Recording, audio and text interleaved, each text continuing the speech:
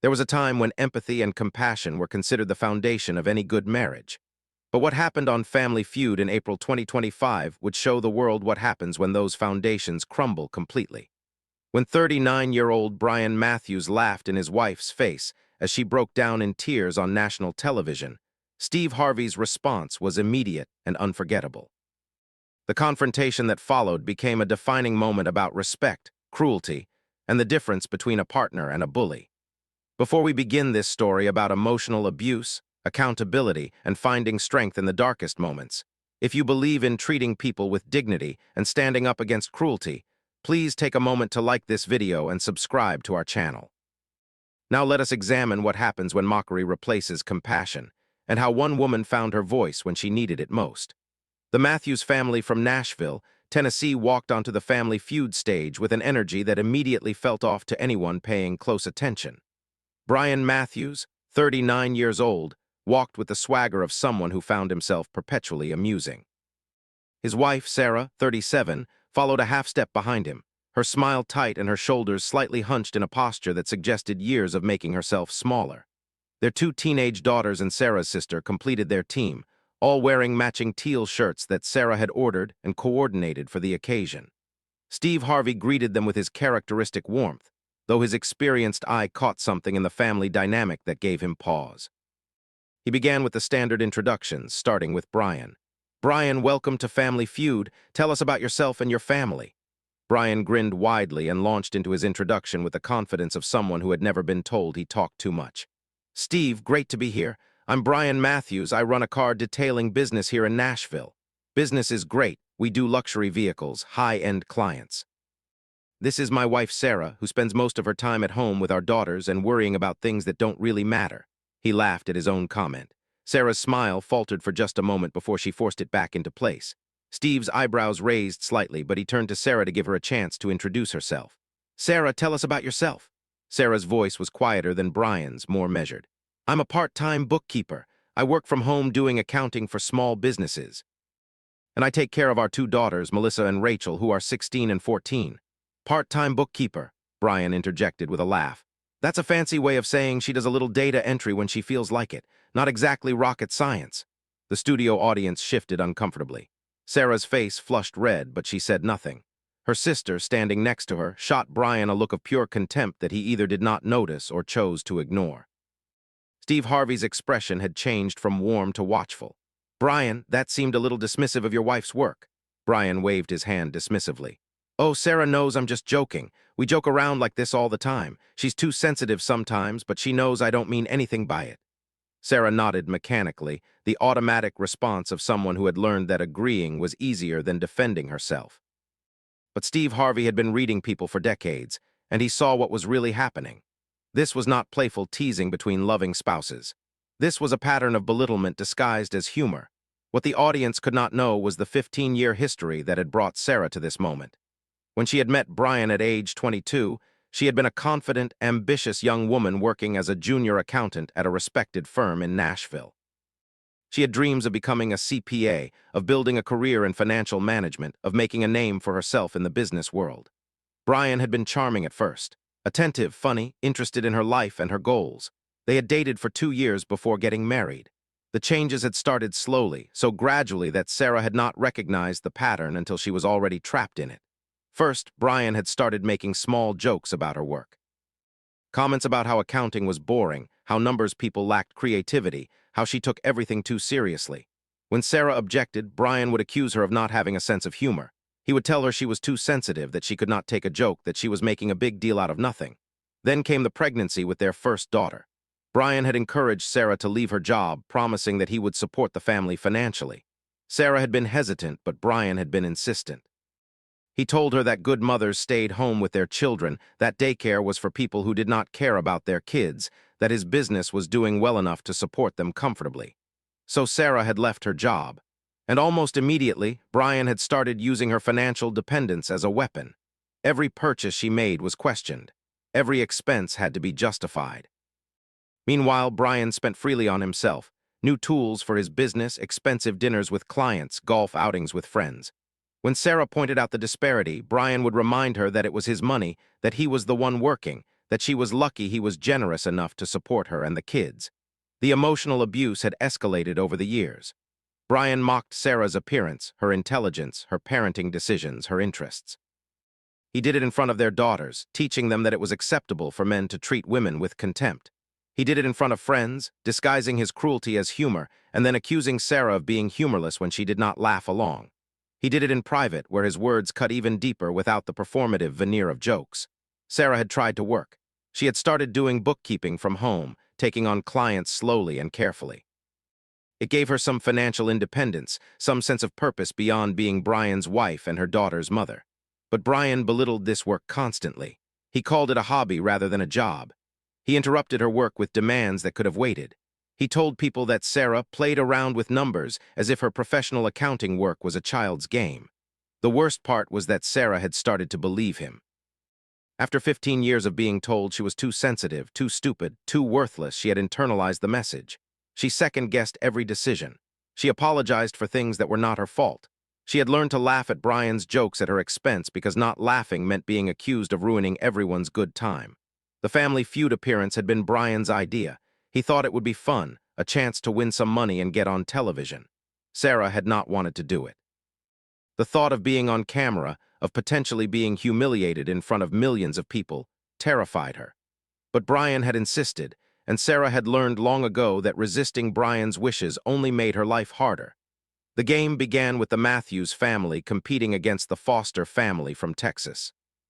The first round went relatively smoothly, though Brian made sure to comment loudly whenever Sarah contributed an answer, offering his assessment of whether her answer was actually pretty good for once, or not as dumb as I expected.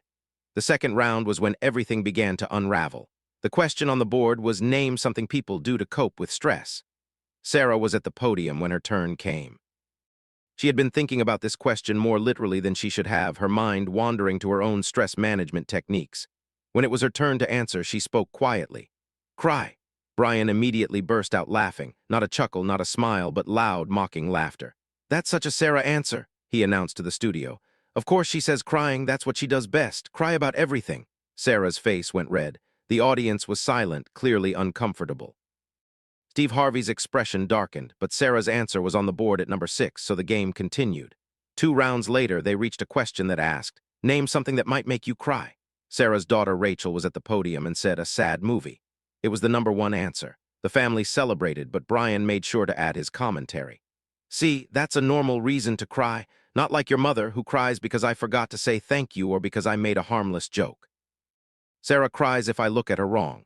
Sarah's eyes filled with tears. She was standing on national television, being mocked by her husband in front of millions of people, and she could feel the familiar shame washing over her. She tried to blink the tears back, but they came anyway, streaming down her face, and Brian laughed. He looked at his wife crying, and he laughed. There she goes, he said, pointing at Sarah as if she were a curiosity to be observed rather than a human being in pain. I told you. She cries about everything. She's crying right now because I'm telling the truth about how much she cries. You can't make this stuff up. The studio audience gasped. Some people booed. Sarah's sister stepped forward, putting her arm around Sarah protectively. Sarah's daughters looked mortified, their faces showing the complex emotions of teenagers watching their mother be humiliated by their father. Steve Harvey held up his hand to stop the game. His face had transformed from his usual jovial expression to something much harder, much colder. He walked directly up to Brian, and when he spoke, his voice carried a quiet fury that was more powerful than shouting. Brian, what you just did, that's not okay, that's not funny, that's not a joke, that's cruelty. Brian's smile faltered. Steve, come on, Sarah's always been sensitive. She knows I don't mean anything by it. We joke around like this at home all the time. Stop, Steve said, his voice sharp. Stop calling it joking, stop calling it harmless. You just stood on this stage and mocked your wife for crying. You humiliated her in front of millions of people. And when she started crying because you hurt her, you laughed at her pain. That's not a joke, that's abuse. The word hung in the air, abuse. Brian's face went pale, then red with anger. That's a strong word, Steve. I've never hit Sarah. You don't have to hit someone to abuse them, Steve interrupted. Emotional abuse is real, verbal abuse is real. And what you've been doing since you walked onto this stage is textbook emotional abuse. You belittle her work, you mock her feelings. You humiliate her publicly and then tell her she's too sensitive when she reacts. You make her feel crazy for having normal human responses to your cruelty. That's called gaslighting, and it's a form of abuse. Brian looked around desperately, perhaps hoping someone would come to his defense. No one did. His daughters were crying now too. Sarah's sister was glaring at him with open hostility. The audience was silent but clearly on Sarah's side. Steve turned to Sarah, his voice becoming gentle. "Sarah, how long has this been going on?" Sarah wiped her tears and took a shaky breath. When she spoke, her voice was quiet but steady. 15 years since we got married. It got worse after I quit my job to stay home with the kids. And does he do this often? Mock you, belittle you, laugh at you when you're upset? Sarah nodded. Every day, multiple times a day, he tells me I'm stupid. He tells me I'm worthless. He tells me I should be grateful he married me because no one else would want me. And when I get upset, he tells me I'm too sensitive, that I can't take a joke, that I'm the problem. Her voice grew stronger as she continued, years of suppressed pain finding its way out. He does it in front of our daughters. He's teaching them that it's okay for men to treat women like this. My oldest daughter, Melissa, she started talking to her boyfriend the way Brian talks to me, mocking him, putting him down. And Rachel has started apologizing for everything, just like I do. I'm watching my daughters learn either to be abusers or to accept abuse, and I've done nothing to stop it because I'm so broken down that I don't even know how to fight back anymore. Steve's eyes were glistening. Sarah, I need you to hear something very important. None of this is your fault. You're not too sensitive. You're not stupid. You're not worthless. You're a woman who has been systematically broken down by someone who was supposed to love and protect you. And the fact that you're standing here finally telling your truth shows more strength than you probably realize you have. He turned back to Brian. You need to understand something. What you've done to Sarah is not okay. It's not normal. It's not just joking around. You've spent 15 years destroying this woman's self-esteem, her confidence, her sense of self-worth. You've done it deliberately and consistently. And you've done it in front of your children, teaching them that this is what love looks like. Brian tried to defend himself. I work hard to support this family. I give Sarah everything she needs. She has a nice house, nice things. She doesn't have to work if she doesn't want to. I've been a good provider. Being a good provider doesn't give you the right to be a bad husband, Steve shot back. Money doesn't excuse cruelty. Financial support doesn't make up for emotional destruction. You can't buy the right to abuse someone. Steve looked at the production crew. We're taking a break. A long one? Brian, you're going to wait in a separate room. Sarah, I want you to come with me. We need to have a private conversation. What happened during that break would later be described by everyone present as the most powerful off-camera moment in Family Feud history. Steve Harvey sat with Sarah in a private room, along with a counselor who worked with the show specifically for situations like this.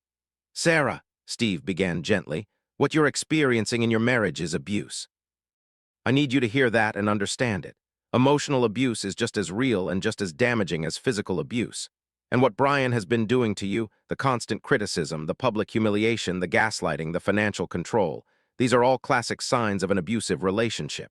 Sarah nodded, tears streaming down her face. I know, deep down I've always known, but I kept telling myself it wasn't that bad, that at least he wasn't hitting me. That I was lucky to have a husband who provided for me and the kids, that if I just tried harder to be a better wife, he would stop. That's exactly what abusers want you to think, the counselor interjected. They make you believe that you're the problem, that their behavior is your fault. But Sarah, nothing you could do would make Brian's abuse acceptable. Even if you were the worst wife in the world, you wouldn't deserve to be treated this way. Steve leaned forward. I want to ask you something, and I want you to really think about your answer. If your daughter came to you and told you that her husband was treating her the way Brian treats you, what would you tell her? Sarah's face crumpled. I would tell her to leave. I would tell her she deserved better. I would tell her that her husband was abusing her and that she needed to get herself and her children somewhere safe. Then why, Steve asked gently, are you not giving yourself that same advice? Sarah sobbed. Because I'm scared. I don't have money of my own. Brian controls all the finances. I do some bookkeeping work, but it's not enough to support myself and 2 teenagers.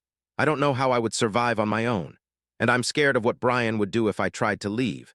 He's never hit me, but when I've mentioned divorce before, he's told me he would make sure I never saw my daughters again. He's told me he would ruin me financially.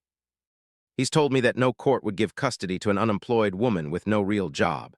Those are threats designed to keep you trapped, the counselor said. And they're mostly lies. Brian can't just take your children away. Courts care about what's best for the children, and being raised by an abused mother who finally found the courage to leave is better than being raised in a home where abuse is normalized. Steve pulled out his phone and made a call. When he hung up, he looked at Sarah. I just called a friend of mine who runs a women's shelter and advocacy organization in Nashville. They have lawyers who specialize in helping women leave abusive marriages. They have financial advisors who help women become financially independent. They have counselors who help with the trauma of abuse, and they have safe housing if you need it. He pulled out his checkbook. I'm also going to give you something. This is not charity. This is not pity. This is me investing in your future and your daughter's futures. This money is for you to get legal help, to get counseling, to get whatever you need to build a safe, independent life. You don't have to decide right now what you want to do about your marriage, but I want you to have options. I want you to know that leaving is possible. Sarah stared at the check, overwhelmed. I don't know what to say.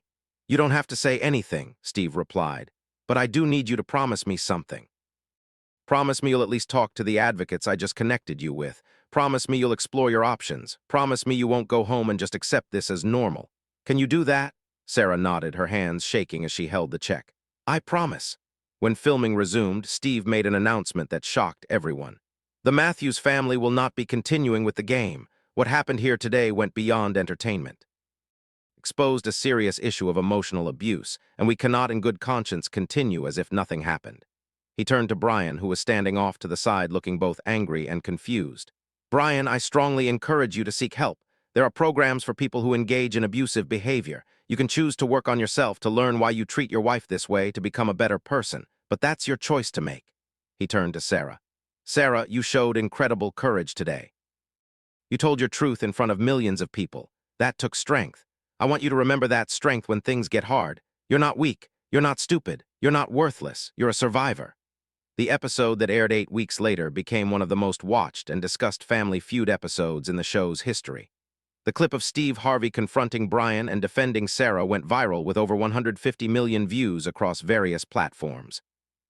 The hashtag #StandWithSarah trended for 5 days as millions of people expressed support for her and outrage at Brian's behavior. But more importantly, the episode sparked a crucial conversation about emotional abuse. Domestic violence organizations reported a surge in calls from people recognizing their own experiences in Sarah's story. Therapists saw an increase in clients wanting to address abusive dynamics in their relationships.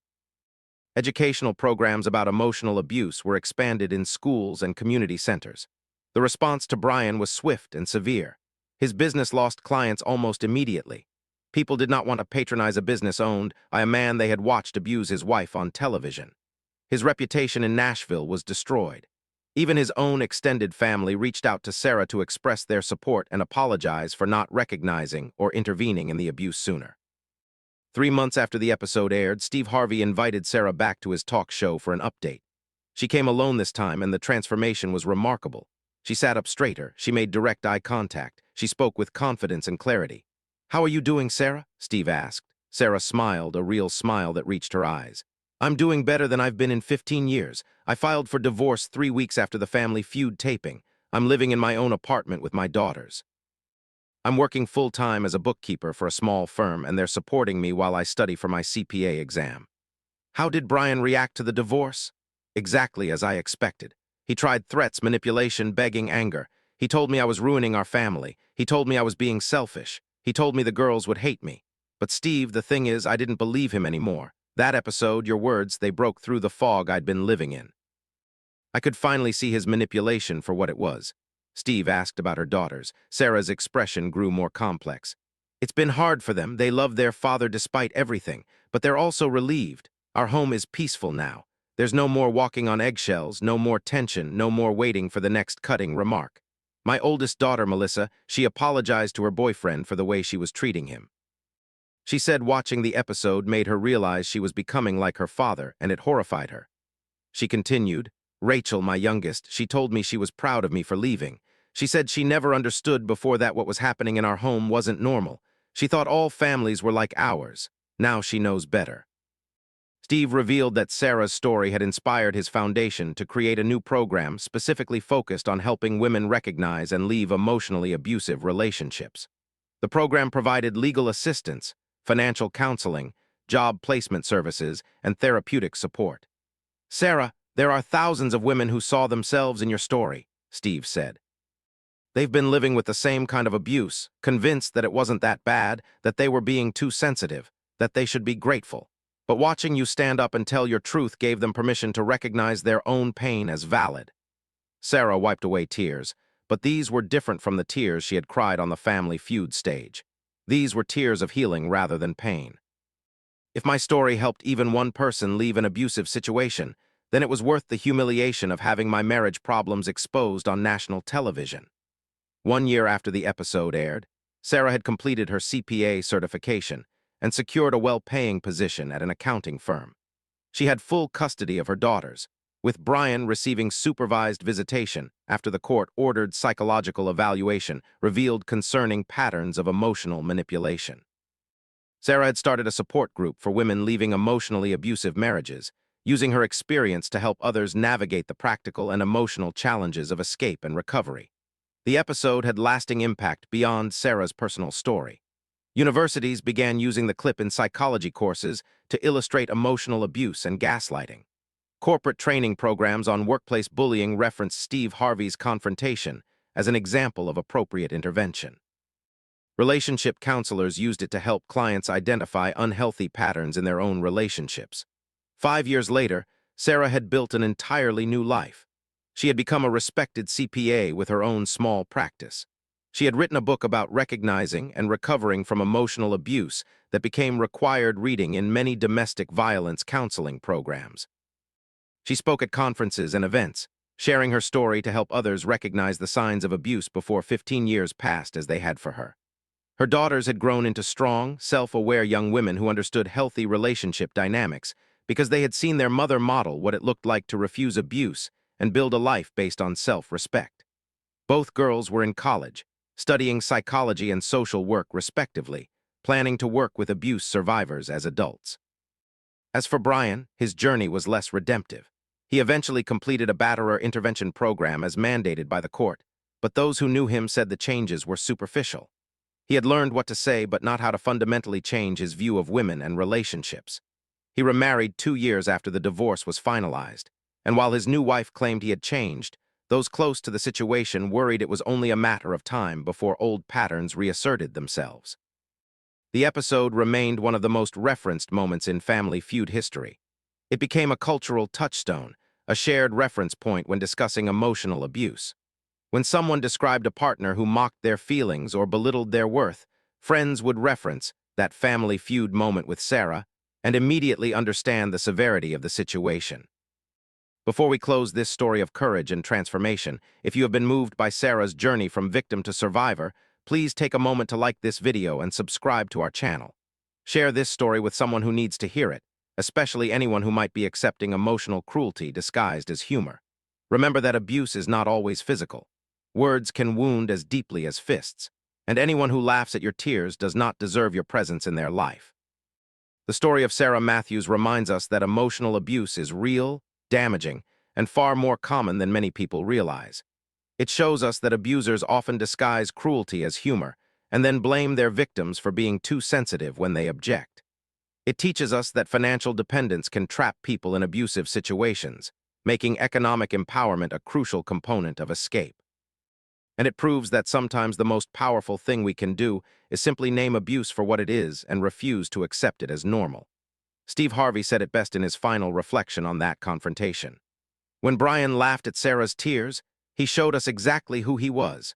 He showed us a man who found his wife's pain amusing, who valued his own entertainment over her dignity, who had spent so many years breaking her down that he no longer saw her as fully human.